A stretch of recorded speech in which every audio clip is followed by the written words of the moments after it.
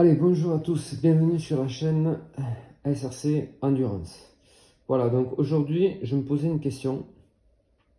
La question c'est, donc j'ai acheté ces amortisseurs sur le site VSX. Donc, bon, tout le monde connaît tout ce qu'ils font de la mob, qui font du custom, tout ce que de la piste ou quoi. Ils connaissent parce que on achète la plupart de nos pièces sur VSX, VR35, voilà. Bon, VSX vendait des amortisseurs qui correspondaient à mon choix, donc des longueurs 350.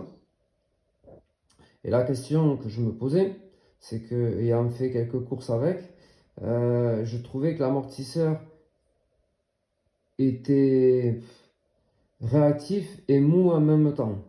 Donc c'est-à-dire que en fait on a la montée, la descente, qui se faisait la plongée et le rebond, qui se faisait assez rapidement, sans progressivité. Donc je me suis dit, mais comment est-ce que je peux faire pour améliorer ça? Donc vous pouvez trouver une vis, là c'est une valve. Cette vis va vous permettre de gonfler, donc de maintenir de la pression sur le comment dire, à l'intérieur de l'amortisseur. Et cette pression-là va vous permettre d'éviter de talonner, c'est-à-dire d'avoir le tube qui, en bout de course, vient taper dans le fond de l'amortisseur.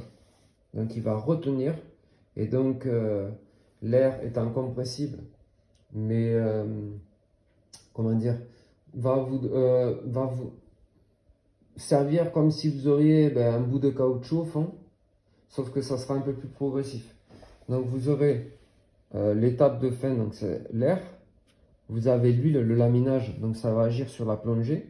Donc là, pourquoi je vous parle de ça? Parce que l'huile qu'il y a dans l'amortisseur, l'huile est très fluide. Donc au final, là, quand ça plonge, ça remonte parce que l'huile, quand elle passe dans des petits trous, elle est tellement fluide que ça fait rien du tout, quoi. Donc, hop, là, tac, ça. Donc là, en fait, j'ai cherché à comprendre comment on démonte l'amortisseur. Parce qu'il n'y a pas de clé. Comme sur une fourche, vous pouvez trouver en haut du tube une clé BTR, vous défaites et puis basta, quoi. Donc vous ouvrez, vous pouvez faire votre vidange. Voilà. Donc, ce que je voulais voir, c'est que comment a été fait le ressort. Donc ce que j'ai fait, j'ai fabriqué un mordou en tôle d'aluminium de 1,5 mm. Pour attraper ce tube, pour éviter avec l'aluminium, vous ne rayerez pas votre tube et vous l'endommagerez pas parce qu'une fois que le tube est bouffé là, vous bouffez votre joint spi et ça pisse l'huile, le tube est mort et ça vous causez que des problèmes. Donc une fois que j'ai défait, j'ai voulu défaire ça, donc vous avez une forme plate, une forme plate comme ça. Donc votre support, une fois bien sûr défait, vous venez l'attraper avec une clé à molette et vous le dévissez. Et on voit le filetage. Ensuite, derrière, vous avez une vis, comme sur les fourches. En haut de la fourche, vous avez une BTR. Donc, c'est une grosse BTR, ça va être du 13, du 14. Et donc, pareil, vous maintenez avec votre mordou. Là, par contre, ça sera un peu plus résistant au desserrage. Donc, si vous avez une clé à choc, c'est le top. Une fois que vous l'avez défait, vous pouvez sortir votre cache-poussière. Je suis désolé, j'ai pas de support. Allez.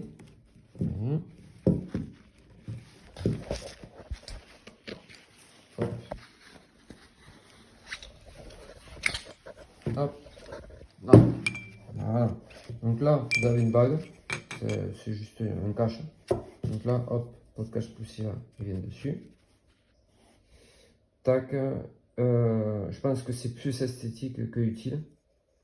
Parce qu'en fait, là, ici, l'ajustement du cache-poussière ne vient pas là. Il vient dans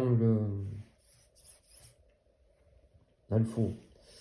Donc, hop. Là, vous avez fait. Donc là, n'oubliez pas par contre quand vous défaites cette vis, pour certains qui disent ouais l'air, il n'y a rien, il n'y a pas de chambre d'air dedans. Si, tout l'air est dans le tube. Et quand vous ouvrez, vous allez voir que si vous avez gonflé, vous avez de l'huile et de l'air qui sort. Donc ça peut être en pression, donc je pense pas que c'est hyper dangereux, mais bon, pour éviter de vous en mettre partout. Ensuite, vous avez un ressort hélicoïdal standard. Sur une fourche, on peut voir des fois c'est progressif, donc là c'est plus resserré que là.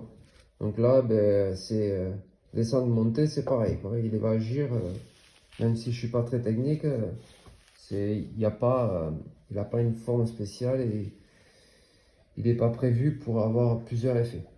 Un effet, pousser, remonter.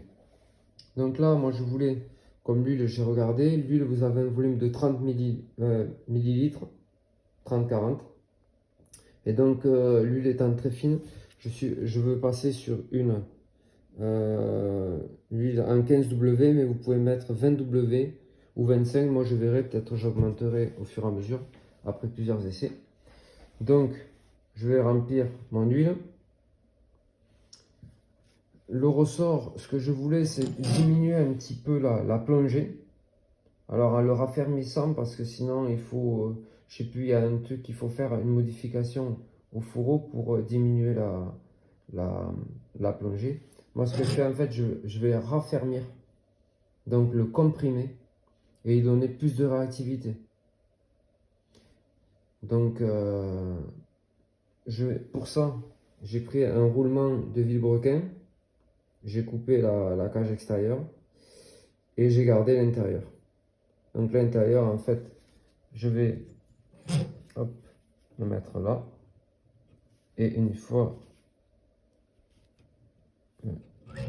tac, tac, tac, là je vais presser et donc visser ma vis. Donc ce qui va avoir pour effet de comprimer le ressort et de diminuer, ben, ça garde. Parce qu'une fois un ressort comprimé, il ne peut pas être plus comprimé que quand il est écrasé au maximum, quoi.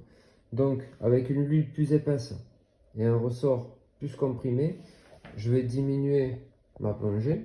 Moi j'aimerais sur la piste, l'idéal c'est 35 de plongée.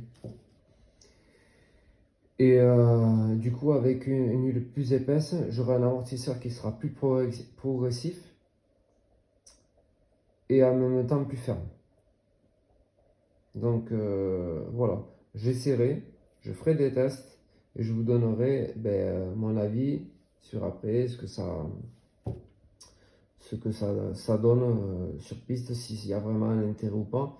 Je pense que oui, parce que j'ai trouvé que vraiment dans les virages, en sortie de virage, ou même dans le virage, on avait vraiment un effet d'écrasement et un manque de fermeté sur l'amortisseur. De toute façon, il le précise bien, ça ressemble à du Fronales sur le site, mais ça n'est pas, et loin de la qualité.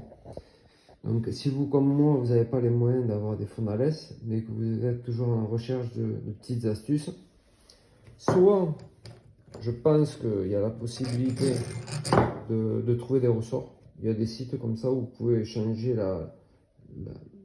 la dynamique du ressort. Et ensuite, soit vous faites comme moi, une petite bague. Vous essayez, vous pouvez même à la limite avoir plusieurs bagues, ce qui va vous permettre de pouvoir changer la contrainte sur le ressort et donc du coup l'effet sur la machine. Attention, quand on modifie l'arrière, forcément ça impacte l'avant. Donc à vous de trouver un équilibre. Si vous faites de la piste, si c'est pour de la balade, je pense que juste un changement d'huile peut être vraiment intéressant pour le confort de conduite. Voilà. Mais pour la piste, c'est vrai qu'on recherche toujours des petites choses pour gagner des secondes et chaque détail, voilà. Alors comme je vous disais, quand on n'a pas forcément trop de moyens, on a des idées. Donc moi je vais comprimer, augmenter la viscosité.